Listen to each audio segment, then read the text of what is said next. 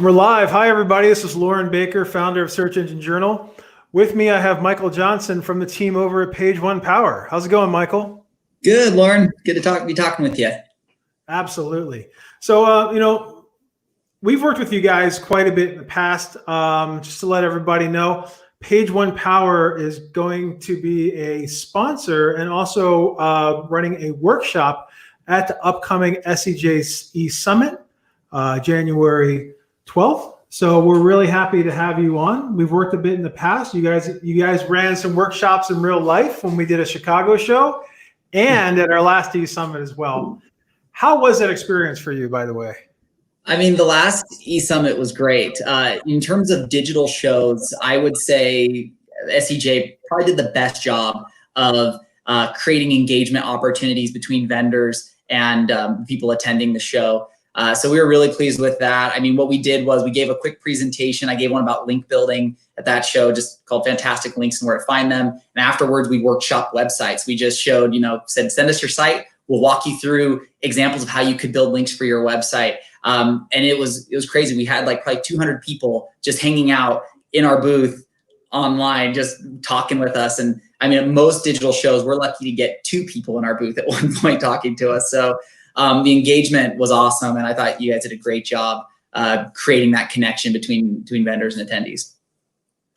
Yeah, I really like the approach that you guys take to those sponsorships that you do, because I think it's one of the more organic approaches out there in the industry. And we were just talking about this a little bit before we jumped on the broadcast here.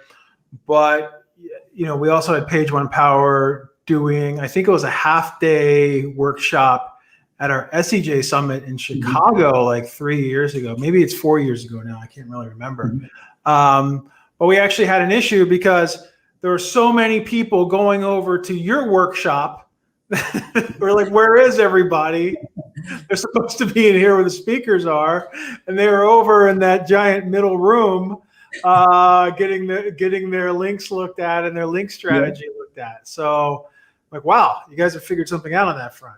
I mean, it's kind of the same philosophy that guides our link building. I mean, we're big believers in providing human value, right? So when you're doing your link building, there should always be an aspect to the people who are on the other end of what you're doing. So if you're outreaching, you should be able to provide value to the person that you're building a connection with and to their audience. And so it's the same way with how we, want to present at shows. We'd rather do something that really provides value to people out there and helps them solve problems for their own site, rather than just try to plug our service or plug a tool or something. We really want to make sure they're coming away with something that's actionable that they can apply to their own strategy and benefit from.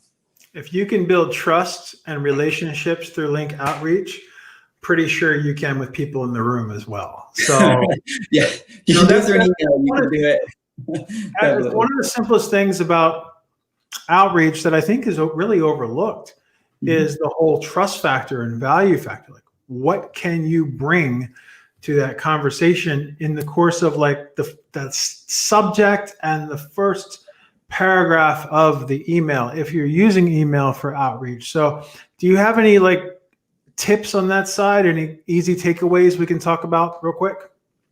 Yeah, I mean, just in terms of link outreach, I always tell people, you got to ask yourself 3 primary questions. Number 1, who would link to this? And so you've got to think about, the page on your site that you're trying to promote, who's going to link to it? And then the second question is, why are they going to link to it? It's simple, who, what, where, why, but why would they link to it? And if you can't like look at what you're trying to link to and have a real genuine answer that, based on human values to why someone's going to link to a page, then you're just not going to get very many links to it. And so that really is kind of the heart of it all, is what value am I providing to these people? And if there's no value, then that's where they're going to ask for money. That's where they're going to, try to find another reason for it. So if you really want to keep things organic and white hat, you've got to have that value prop down. And usually the value that you're providing is your content. So, we always recommend reaching out to somebody with a great resource or a great asset, something that and again, if you're doing relevant based outreach, you're going to be connecting a great piece of content that speaks to them and speaks to their audience right off the bat. And so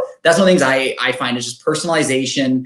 And if you're basing your link building on relevance, it's gonna be much easier to provide value to audiences. And that's what we see works time and time again for our clients. So one thing I've noticed, I mean, I was going to say the past few years, but it's like the past decade or more, is that ever since blogging got popular, people have really gravitated towards guest blogging, right?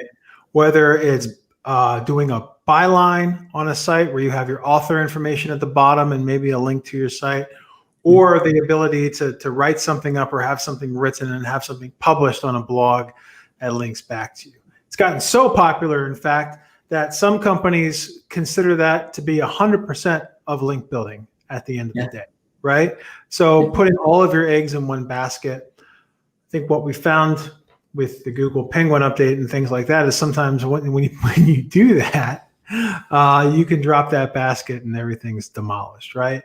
Yeah. So how important is it for SEOs, link builders, sites, marketers, example, to diversify their link portfolio? I mean, to me, it's hugely important. It's just like you mentioned, right? And it really does seem like guest posting is kind of that strategy that people just love to rely on. And I think it's because, from an agency side, as an agency, if you can find a bunch of websites that you can write for consistently, and there's a lot of sites out there that are easy to write for. They'll publish just about anybody's content. Sometimes you pay for them, sometimes you don't. You'll see those, and they'll just heavily rely on that tactic because it's a consistent winner. But then at the end of the day, what you end up with is this backlink profile that's just all guest posts. There's nothing else there. And there's a lot of different reasons as to why it's important to have a diverse backlink profile. But to me, one of them is just because Google's algorithm can change at any moment. They can decide that they don't like certain types of, it's totally in their court. And so, we never want to throw all of our eggs in one basket when it comes to the types of links that we're getting. And so that's why at page one, right, we've got a team of content writers that go out and they do the guest posting, right? Guest posting is a good strategy. If you're creating great content for audiences out there and you're able to include a link back to a resource on your site that provides further valuable information to users, that's great. However, I'd never recommend it as your only strategy. And that's why we have a whole nother team of people who are just going out and adding a variety of other different kinds of pages to get links from and tactics to acquire those with. And so, I think it's hugely important because things can change at any time, and it's good to be on the right side of it. I mean, the other thing as well that I always like to think about is even just when it comes to link diversity and what it is, it's not just what tactics you're using to get links, it's other factors that come into the type of link. So many times people base their people decry so often. We talk about old style of link building from 10 years ago. And, the stuff where, buy PR 7+ links from social bookmarking sites, that kind of thing. And they decry that. Yet when we go to price our link building services now and to package them and people look for their qualifications, it sounds a lot like what people did 10 years ago. They just switch out the word PR with DR or DA. And they don't look at all the other factors that can make a good quality link. So I'd also say link diversity, not just in the tactics that you're using, but also the way that you're judging the quality of links, right? There's a lot of low DA sites that are hyper relevant to your industry, that are organic opportunities that your target audience participates on. Those are great links. You should be getting those links. Don't throw those out because of a low DA. And so that's the other part as well, is thinking about diversity of quality metrics as well within your link building. Yeah, the whole DA thing is funny because I've seen so many blogs that, part of it is a lot of bloggers or a lot of writers or a lot of site owners don't market themselves. So, and they're not marketing themselves with the goal of achieving a high DA so they can then sell links, right? Mm-hmm. That's part of the whole equation too, is hey, I'll launch this trashy blog. Let me do what I can to cheat either the DA or whatever metric at the end of the day to make it appear to be of a high quality. Whereas if you can look at things like, the audience of the site that you're pitching or writing for or contributing to, their social following, what else? And, we were talking the other day, I did talking about EAT the other day in linking, and, is the person that has that site, are they an expert, right? Mm-hmm. And if they're an expert and the credentials are all there, if it's someone that's a veterinarian who has their LinkedIn set up and it has their author page set up saying that they went to vet school, they're a practicing veterinarian, and they have this side blog about, what dogs shouldn't eat, and you can get a link in there saying dogs shouldn't eat this, and link back to your infographic on it or whatnot, and that thing is a DA 10, it's worth it, because there's so much out there. First of all, like, what's their email list look like? If you get a link on that page, are they going to send it out to they're going to blast their email list? Suddenly there are going to be a lot of people reading that are actually going to click on that link and go to your site, right? Are they going to promote that on social? Do they have their own following? All of that. And that's very hard to identify and define via an authority score at the end of the day. Exactly. I mean, my thing is, like, anything that can be manipulated will be manipulated. I think SEOs are the kings and queens of that, So, and authority metrics can absolutely be manipulated. Like you said, people market their sites in a way that makes it so they can have this high DA score because they know that's how people are going to judge quality, where things like relevancy, that's not really manipulated. Like, it is or it isn't. Things like, human value and audience and engagement and those kinds of things, those can't be manipulated. And expertise, like you mentioned, those are all, things that are unique trust factors that are so important. And that's kind of where I was just kind of, the thought came into my mind as you were saying that is, we need to stop looking at sites in terms of, are they authoritative because a third-party tool told me they're authoritative, but rather, are they trustworthy? Are these trustworthy sources that when people are linking out, can we all agree that these are trustworthy sources? I think that's a huge part of it. And then the last thing was just, you talked about, not only are you getting a good link, but they're going to share this out on their social, they're going to share this out on their emailing list. It comes down to that question, in a world without Google, would this link still matter? Yeah. Would it still be valuable? And that link from that veterinarian, heck yeah, it would, right? You're getting a great link that's from your target audience, and you could be getting just click-throughs from that existing there. So yeah, I think that's a great point. I think there's a lot of factors that lead to that example being a great link, even though it's a DA 10. And another really easy test as well is just like taking that website and running it through SEMrush or wherever to see how it ranks, right? Because what I notice is most of the sites out there that I get pitched on, and once you get, for some reason, once you get pitched on placing a link on a site, you get on everyone's list, or maybe it's just one list at the end of the day, but I get them every morning. And I take them and I run them through SEMrush. And the first thing I notice is that maybe 2 years ago, they saw a very nice organic climb. It's kind of like a Flippa when you look at Flippa sites. They saw a very nice organic climb. And then about a year or 6 months ago, whoa, bam, now they're hardly ranking for anything, right? Yeah. So like one of the places I like to get started looking at sites to get links on are sites that are actually ranking, or sites that are linking to the sites that are ranking, right? So what are some tactics out there that you can use, or that the people that are viewing this today can use to further diversify their link efforts? Do you have any specific tips or tactics on that front? Yeah, I mean, and there's so many ways to get links, and I think we just, again, we find these like winners that, like guest posting, that we just get so comfortable with, and we just think, let's just go back to that well over and over and over again. But we just kind of forget about all these other ways that people link out on the web. And it's just that thinking about people, how do people link and why do people link? And so, one of the types of links that are my favorite links that I think everybody should try to find ways to get are resource page links. I think that links from resource pages are so valuable. Number one, because they're almost always editorial. It's added by a real person putting that link on their page because they think it's going to be valuable for their audience. I also love resource page links because they're on pre-existing pages that often have been able to gain some level of page authority, on their own. Where with the blog post, yeah, well, they're not brand new; they've been around. Not brand new, exactly. So I think that's another great reason why resource page links are great.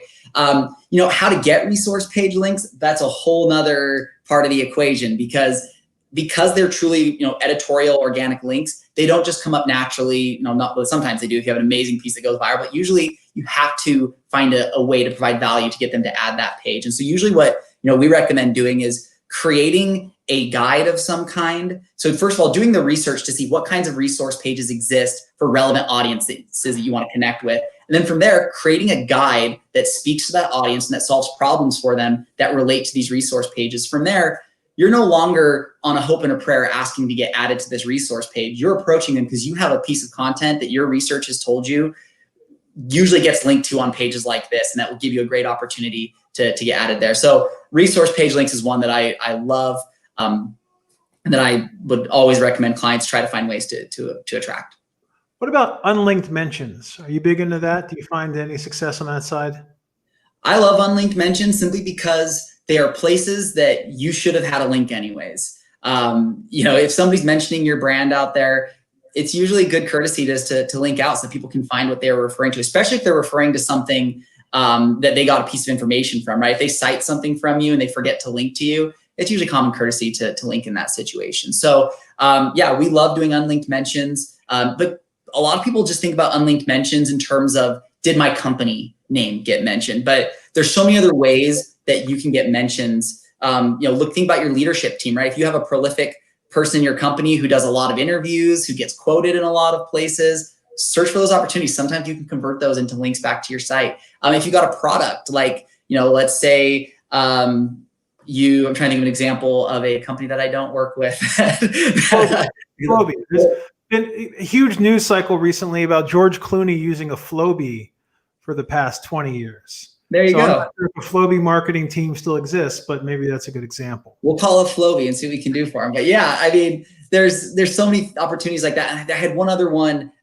Sometimes it doesn't work all the time. Even keywords, like if you have a very specific product or service that you offer and somebody mentions that very specific thing, you can, or you got an article about a topic that gets mentioned, you can reach out and say like, hey, you mentioned this subject, it's not very well supported. If you want to link, we have a whole guide about this topic on our site.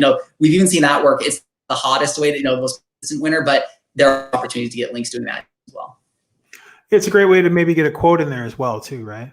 Like, so-and-so in our team really, so yeah, I think it's great. Another thing I really like doing too is reaching out to listicles, like existing lists, top 10 this, top 5 that, and seeing if we can be added within that list, preferably in the top 3, Yeah. But you actually mentioned that workshop that we did in Chicago. It was called Build a Link Live, and we tried to build a link live for a client, or sorry, for a person at the show. And that was actually what we did. We found a listicle article where a bunch of their competitors had been listed and they weren't. And so we said, this is a great link opportunity. Let's reach out and see if we can get you added to this list. And that was another tactic I had, was competitor backlinking. That's a great way to find missed opportunities that other people in your industry are benefiting from, and to follow up with those and get links. And like stuff like Majestic Click Hunter, it'll show you, so it'll show you like, these are the sites that are linking to multiple of your competitors, and you'll show you those sites. And then you can from there see the context in which they're getting linked out from. So is it that they're all on one page listed in an article? Or is it that it's from a certain resource page? Or is it from different articles? And if so, what topics were they linking from? Maybe you can approach them for a guest, there's guest post opportunity. There's so many ways that you can use tools like that to enhance your competitor backlinking strategy. Love that. I love all of those approaches. We'll put together a list and drop some links to some guides on all of that within the comments here afterwards. Yeah. So really cool. Really cool. You mentioned a couple of times like making sense, having a place to link to, putting together a guide, putting together something that's very in depth, putting together something that makes sense that people would link to it at the end of the day. So that sounds like a lot of content strategy or content marketing to me. Where does this all play in, right? From a content perspective. Yeah. So to me, what I always think about, and we talk about this a lot within content strategies for our clients, is that you need to create content that has specific purpose in mind, and create content to achieve that purpose. So if you want to attract guest post links or have content to refer back to from guest posting, then you need to create content that has tons of citable information. So like articles with citable information that you can reference from articles that you're writing, or maybe you like Haro, for example, you could be able to then have this citable information that you can then refer to them to have them link back to. You can also, for resource page links, create those long form resource guides like I mentioned. And number one, do the audience research to understand what resource pages there are, and then create a guide that you think would fit well within those. Also, things like having great proprietary photography on your website, right? If you have really good photos on your website, those might get picked up and put somewhere, and then you can do reverse image search to find people who are using your image but forgot to link to you with it, and you can suggest they include a link back to your site using your photography. I mean, there's a lot of different ways, even like local link building, right? If you want to be able to get, if you service a few different areas with your business, have great content that serves those areas. That way you can then reach out to local businesses and local websites. So I would say create the content that gives you those opportunities to earn the links that you want or that you need to support your goals. One tactic, one strategy that my wife used on her personal blog was she was doing reviews of products like beauty products and health products and stuff like that. So she ended up writing some of the companies that she had done the review of their product about. And those companies ended up listing her blog and they're in the news section of their site. Wow. So suddenly, if you go to like the skincare brands in the news section, which has a lot of inbound links to it, by the way, yeah, and external links. So there's like links to like Fox and links to the Today Show and this and that, and then it's like her blog there. So suddenly the link value, like I was running her blog through Majestic, it didn't have very many links to it, but it had a lot of really high, powerful links. Yeah. Right. And they started ranking. So that's something people might want to check out as well. If you're writing about something and you're a publisher, or not even if you're a publisher, if you're a hybrid, right? If you're e-com with a strong publishing arm, email the companies that you write about. Maybe they'll send you product at the end of the day. Maybe they'll link to you from their blog, their wrap-ups, things like that. Really works on that front.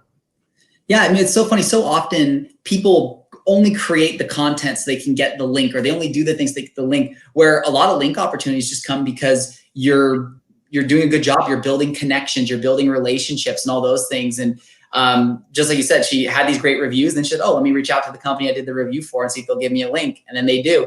We always think about as well, using offline relationships and offline partnerships to create links. And so let's say you're a local business, but you're really engaged in your community. You sponsor a lot of events. You have a lot of partnerships with other businesses.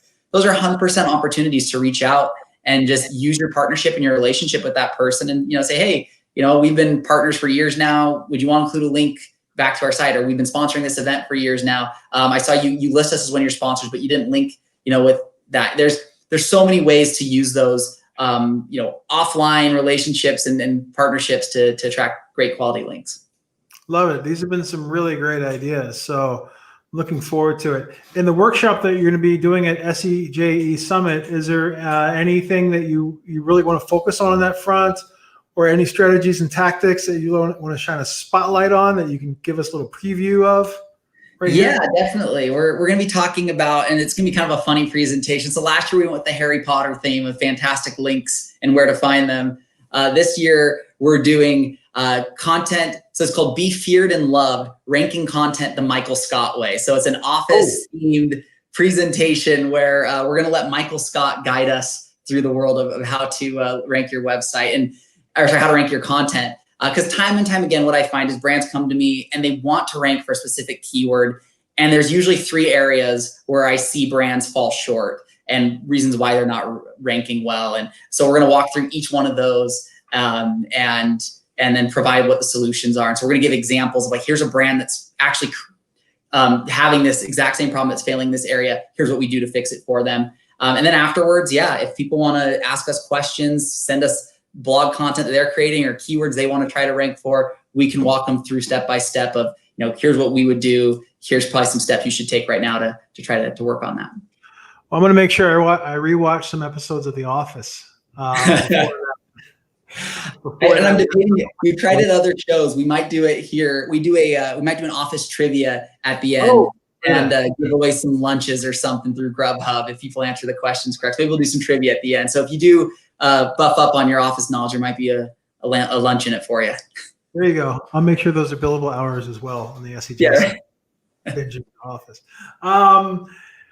Michael, it's been a pleasure. I've in this 25 to 30 minutes or so, I've learned and refreshed a lot of what I love about the world of link building, link acquisition. I love what you guys do at Page One Power. I love the Pages magazine as well. Like when that shows up in the mailbox, that's amazing.